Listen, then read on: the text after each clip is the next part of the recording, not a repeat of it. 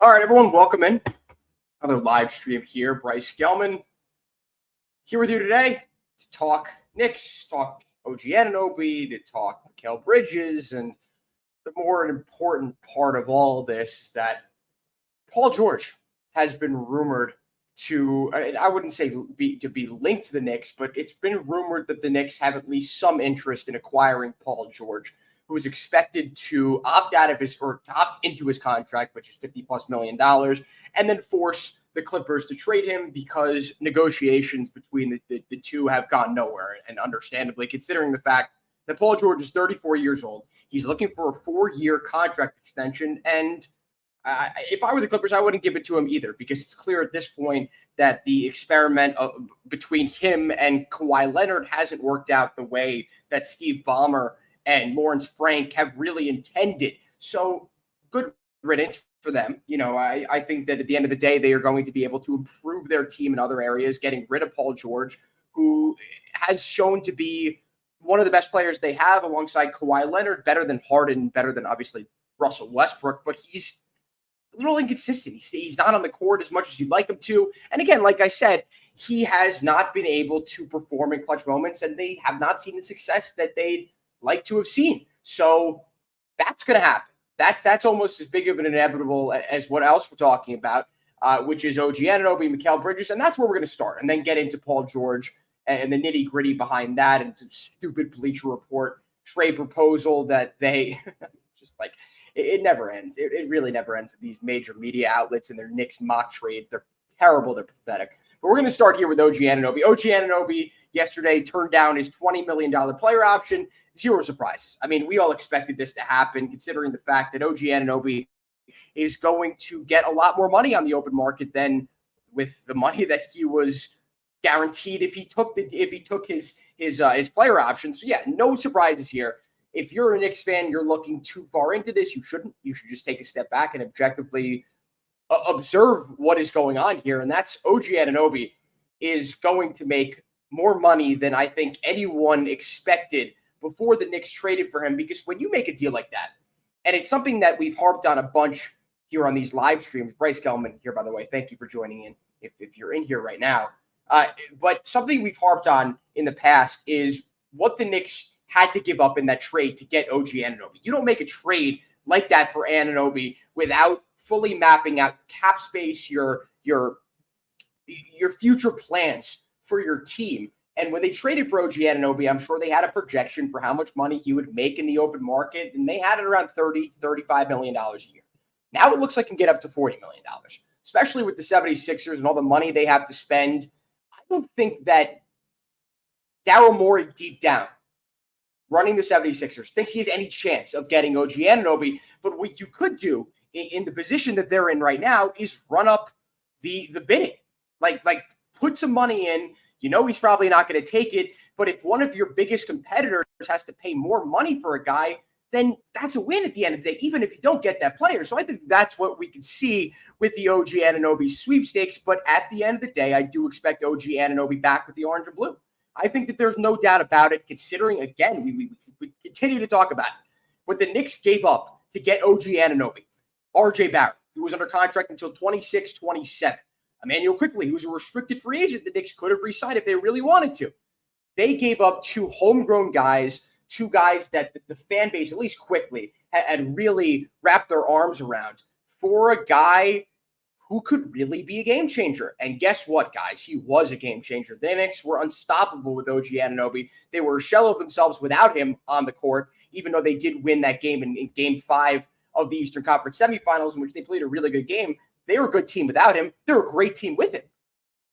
He is as big of a part of this Knicks potential championship core as anyone on the team not named Jalen Brunson. There's an argument to make that he's a bigger X factor than Brunson. Brunson's clearly the better player, but the Knicks with Anunoby in their lineup, it changes everything. It changes the expectations. It changes the floor behind this team as well. They just win games when OG Anunoby's playing because of his versatility on defense and his developing offensive game. I understand he's 26, turning 27 years old, so there's a little bit less room for growth there than you'd like with younger players than what you have with younger players.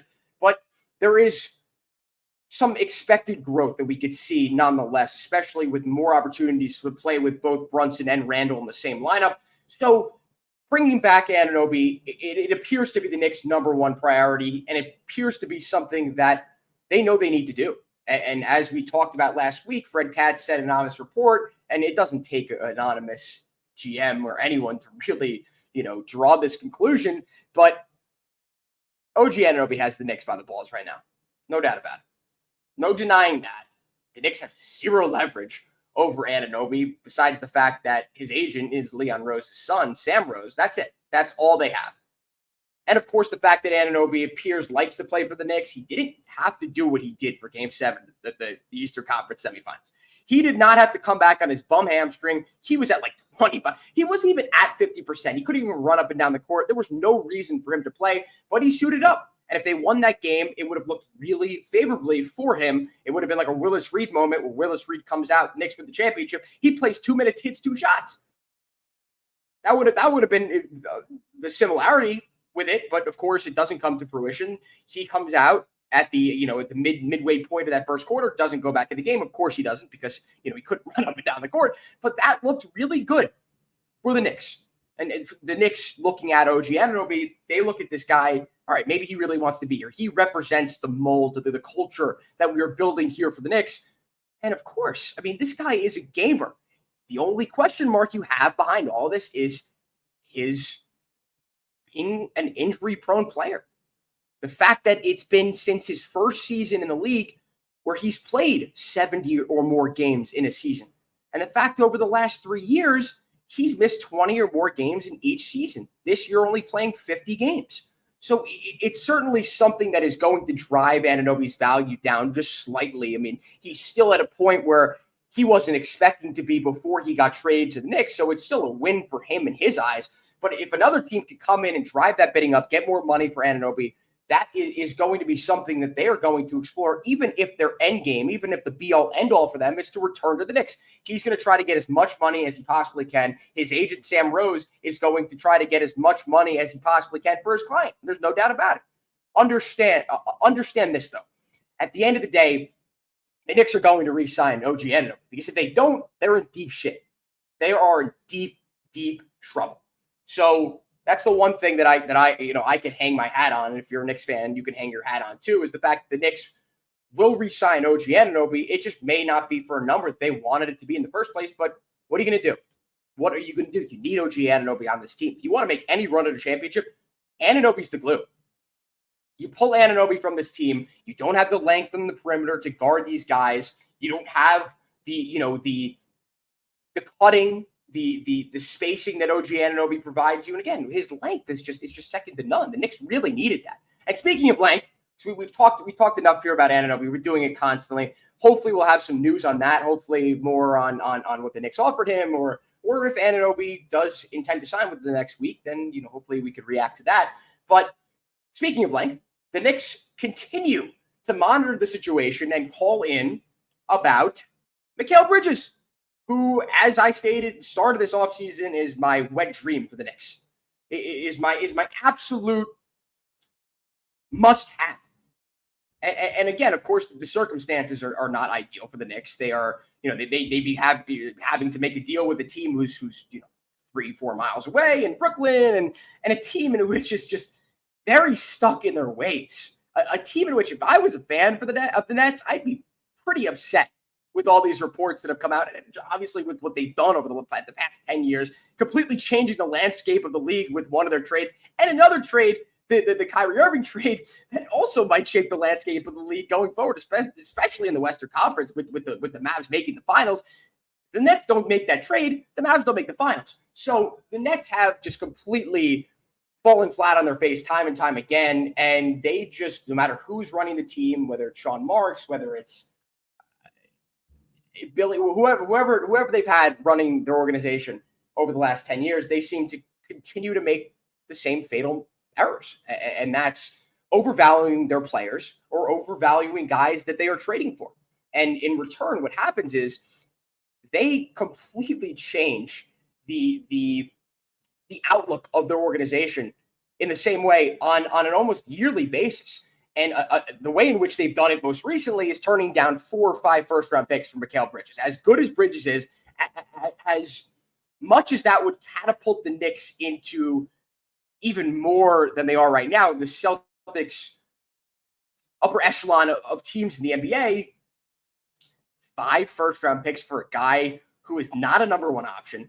He's arguably not even a second option. I keep saying it. I think he'd be the number one third option on a championship team in the league.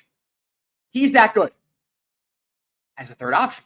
He is not a number one option. He's not a number two option. He can't create his own shot the way you'd like him to be. Turning down 5 first-round picks, 4 or 5 first-round picks for this guy? I think the Knicks just keep inquiring to see when they're going to come down to earth. When Joe Tsai is going to wake up one day and realize he needs to rebuild this team, I don't necessarily know if there's a team out there right now who would give the Nets 5 or 4 first-round picks for Mikal Bridges. Maybe 3 or 4 protected first-round picks, but 3 or 4 unprotected? I can't see that happening. I really can't.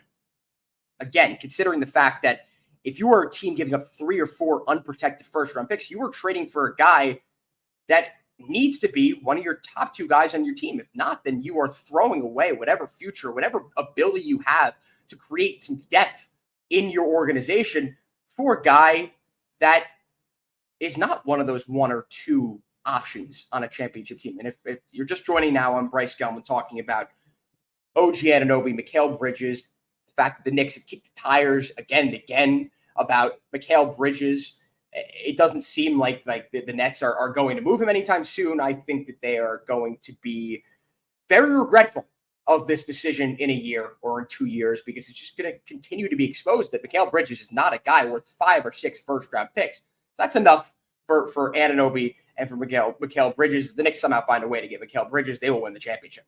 No doubt about it. I mean, the length in the front court and the back court, because you're going to put either one of him or Anunoby in the back court, probably Mikal Bridges. I mean, especially with Brunson won't have to do a thing. He'll sit in the corner. He's a good team defender. He wouldn't have to do anything. He would not be exposed the way that in the past he has been exposed with all the length the Knicks would have. All right, let's get into Paul George here, which is certainly an interesting situation with Paul George and his almost $50 million player option that he is probably going to accept from the Clippers, the team, of course, that he's with right now. It has been reported now that it seems that Paul George is going to opt into this deal and then force the Clippers to trade it, which in that sense would be the smart move. There might be a situation where he wants to do a sign and trade, and then it would. There was just no reason, if you're the Clippers, to hold on to Paul George at this point. He's 34 years old. He wants a 4-year contract extension. If I'm Steve Ballmer, if I'm Lawrence Frank, I laugh at him directly in his face and tell him to get lost. Paul George is not. How many times have we seen this mistake in all sports where an aging player wants a deal, gets his deal, and completely falls apart? Especially a guy who's had a history of injuries. If this were Paul George at 34, who hasn't had any major injuries in his career and plays 80 games a year or 70 plus games a year, then yeah, you sign him and you suck it up and you accept whatever he's going to give you at 37 and 38 for what he's going to give you at 34, 35, and 36.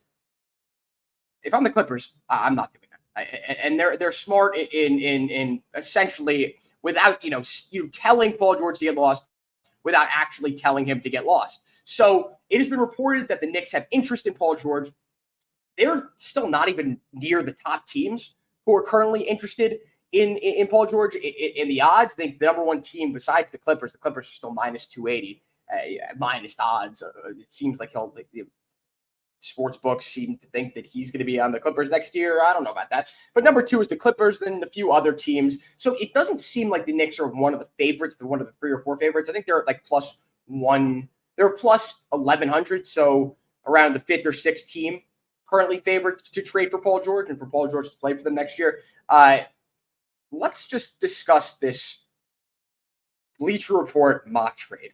And got to throw some salt on this, as we always have to do. I'm hypocritical because at the same time, I see any of these, and of course I'm not putting any thought into any of it, because how many times have we seen some of the worst mock trades in the history of mock trades, just specifically for the Knicks, from all these different media outlets who apparently think no one on the Knicks has any value, and apparently think that everyone the Knicks are trying to trade for has the most value in the league. But this is this trade that they proposed for 34-year-old Paul George in a sign and trade. You sign and trade him, you're paying him $50+ million over the next 4 years because that's what he wants.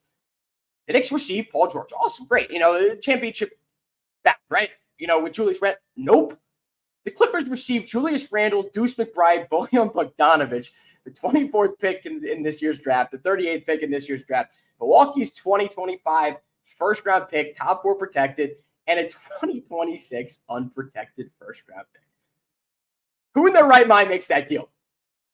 The Knicks punt on any sort of championship window that they have if they make that deal. Because, again, I think Julius Randle, you can make the trade Julius Randle for Paul George straight up.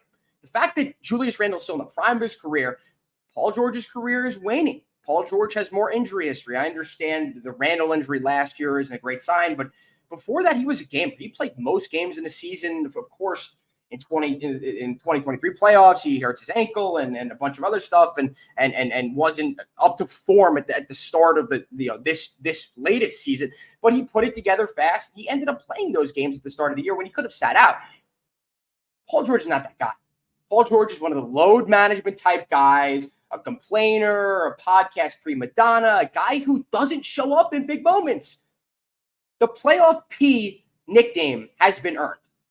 And of course, let me know what you guys think about this. And if you're watching this on X, Twitter, comment down below. If you're watching this on YouTube, you can leave a comment. I could put it up here. I could put it both. Either way, let me know what you guys think about this Paul George mock trade, the idea the Knicks should trade for Paul George. I'm going to go out on a limb here and say this would, again, you got to put a grain of salt here. Take it with a grain of salt. This trade is not happening. The Knicks aren't that stupid in their right minds to make that type of deal. So you could essentially throw this one out, but even without Randle attached, you take Randle out. I'm assuming you have to add another pick or two. I don't make a trade where I'm acquiring a 34-year-old for 4 first-round picks. One in Milwaukee that you never know with the Bucks. You never really know. Yes, they are one of the top teams in the East, but Damian Lillard is nowhere near the type of player that they are going to need him to be a top team in the Eastern Conference. Of course, Giannis Antetokounmpo by himself is enough to command a top 3 or top 4 odds in the preseason rankings to be, the Eastern Conference champions or whatever.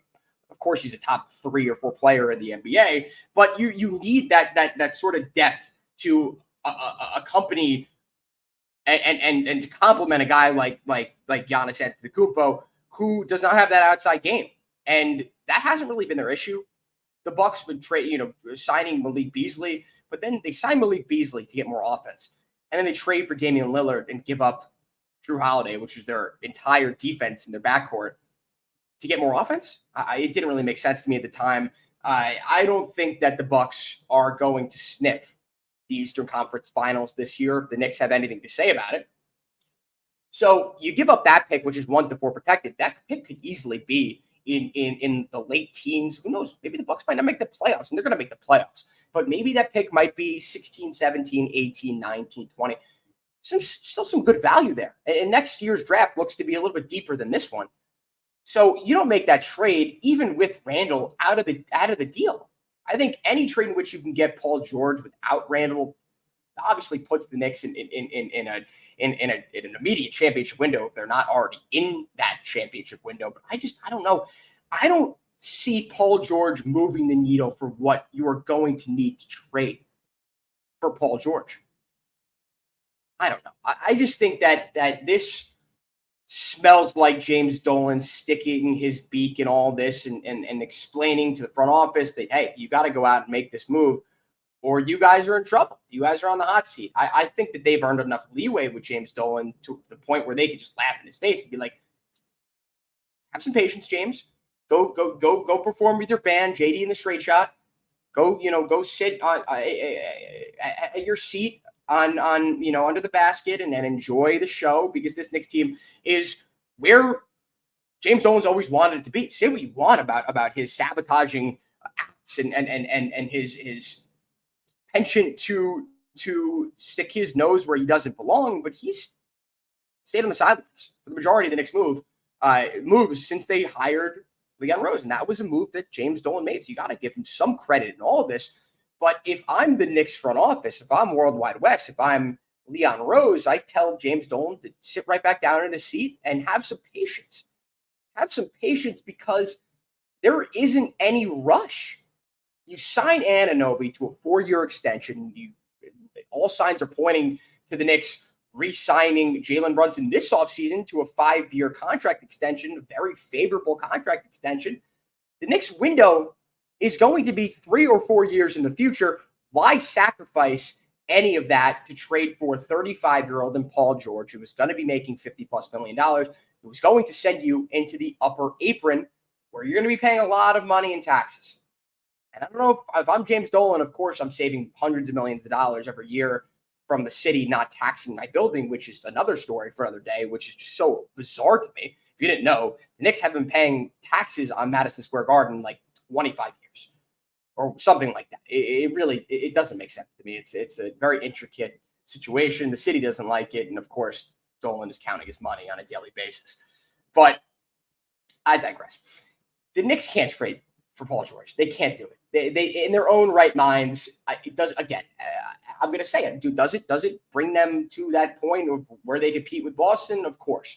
But if you don't give up Randall in that deal, which would of course be ideal, you have 2 guys on your roster, 2 guys that you really trust who have not performed the way that fans have expected them to perform in the playoffs. And I don't know if that's the smartest idea. When you go out and you acquire new talent, you're looking for guys who've been there and done that. Paul George, of course, has never made an NBA Finals. He's made the Eastern Conference Finals, where they lost to the Heat back in the day when Paul George was Paul George and not who he is right now. Of course, a really good NBA basketball player, but it's been a while since Paul George has even sniffed the finals. So I don't know. I just why would you go out and trade for Paul George when your 2 of the top 3 guys that you have are going to be Paul George and Julius Randle? Julius Randle's another story for another day. He needs to prove that on his own. We all want to see it. He, of course, wasn't drafted by the Knicks, but him being on the Knicks for, coming up on his 6th year, he's like a homegrown guy. Like he's one of us now. He's a Knick. And we want to see our own guys succeed. I don't know if I want to see Paul George get another chance with the Knicks. He's had plenty of chances in the playoffs, and there's a reason why he's earned the playoff P moniker. He just doesn't perform in the playoffs like he used to on the Pacers. So, again, it's a tough situation, but I'm going to go out on a limb here and say the Knicks can't do it. The Knicks cannot trade for Paul George. They need to take their sweet time in trying to find that next superstar.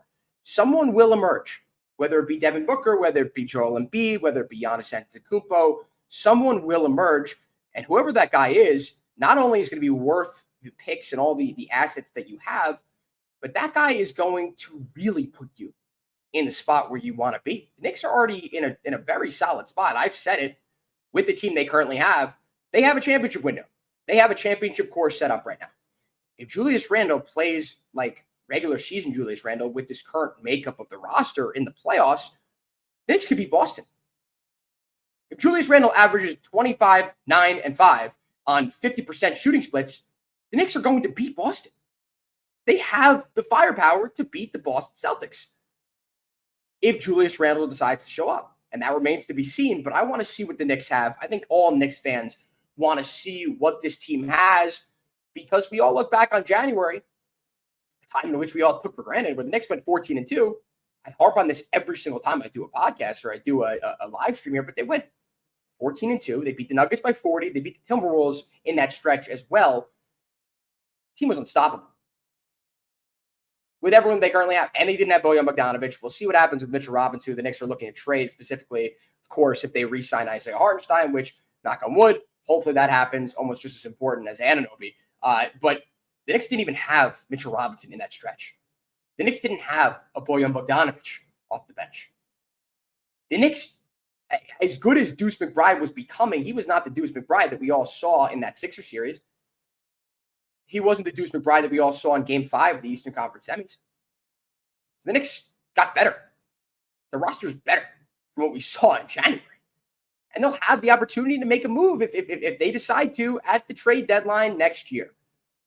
Take your time, take a deep breath, continue to practice and to preach patience like you've been doing. All right, the last thing I want to do right now, quick, few minutes, is preview the Subway Series starting tonight between the Yankees and the Mets. The Yankees at 52-28, a game behind Philly for the top team in Major League Baseball. The Mets are 37-39, 13-6 in the month of June, 8-10 in the last 10. Only a game and a half behind the last wild card spot, which is the Padres. And the Yankees do have Garrett Cole on the mound tonight. They have Luis Gil on the mound tomorrow night. I just don't know how good of a matchup this is for the Yankees right now. We've kind of been on a little slide. They have not been very good since that Red Sox series. Of course, losing 2 out of 3 or whatever it was. They looked like a shell of themselves. The Red Sox stole 9 bases in one game. And they definitely exposed the Yankees in an area that a lot of people didn't expect, with Jose Trevino, who was an all-star just 2 years ago and a guy in which the Yankees really trusted for his arm behind the plate and his framing ability and his just overall defensive abilities, in which Gary Sanchez could not provide them. That was a major upgrade when they got Jose Trevino. And of course, he had that all-star season at the start of 2022 and then fell off the face of the earth. He has kind of regained some of that offensive competency, but his arm has just completely failed him. Every team in Major League Baseball now looks at the Yankees as being a liability when it comes to protecting against stolen bases. So maybe the Mets continue to exploit that. They're just playing very solid baseball. The Grimace Mets, whatever you want to call them, since Grimace threw out that first pitch, the Mets have been really, really good. They've been a really solid baseball team. I've been saying it for years that it's inevitable the Mets have a reverse Mets season. And most Mets seasons start out extremely well. The fans get their hopes up. They start talking major shit, and then they fall flat on their faces. I want to see a Mets season. Again, I'm a Yankee fan, but I don't root against the Mets. I want to see a Mets season in which they have a reverse type season where they start off poorly, which they did this year, and they did last year too. And I expect the Mets to turn around. They didn't last year. This year, they have started to put the pieces together. They're healthy right now, of course, without Kodai Senga, who they desperately need back because their starting rotation is still trash. It just remains to be seen what happens with Kodai Senga. I can't remember the last time we had a real update on him, and then with any projections about when he'll be back. So that's certainly something to keep an eye out on, and it's something that's a little concerning. And maybe a lot of Mets fans would refuse to admit that, but it is concerning for for an unbiased source like myself. But this is going to be an exciting series. Of course, it's Citi Field. If you're going, enjoy. I wish I could if the tickets weren't a gazillion dollars every year. But it should be fun. Citi Field is a great stadium, better than Yankee Stadium. Again, as a Yankee fan, I'm saying that. And we'll see how Garrett Cole fares tonight. He went 4 innings, 5 strikeouts, allowed 2 runs in the game that I was actually at last week against the Orioles. I think he's going to put it together. I think Garrett Cole, you're going to insert him at the top of this rotation. He's going to return to form. It's just about the rest of the guys. They're able to stay as effective as they have been. Luis Gil got absolutely rocked in the game in which the Orioles put up 17 runs last week. He's been otherworldly, and it was expected he regressed back to the mean. I don't think anyone expected him to regress that hard. So we'll see. It should be an exciting Subway Series, as it always is. Great time in the city, hot as hell, but it should be a fun series. So for Bryce Gelman, thank you all for coming out and for tuning in. I'll have another live stream for you later this week and next week. And we just saw the trailer for Hard Knocks Giants, off-season Hard Knocks, first time they're ever doing that. So should be getting back into One Giant Step, the groove for the podcast with Sean Morash of WFAN, of Evan and Tiki, of course. So keep an eye out on that. I have a few updates for you in the coming days. Thank you all again so much for coming out, and I will speak to you all later this week.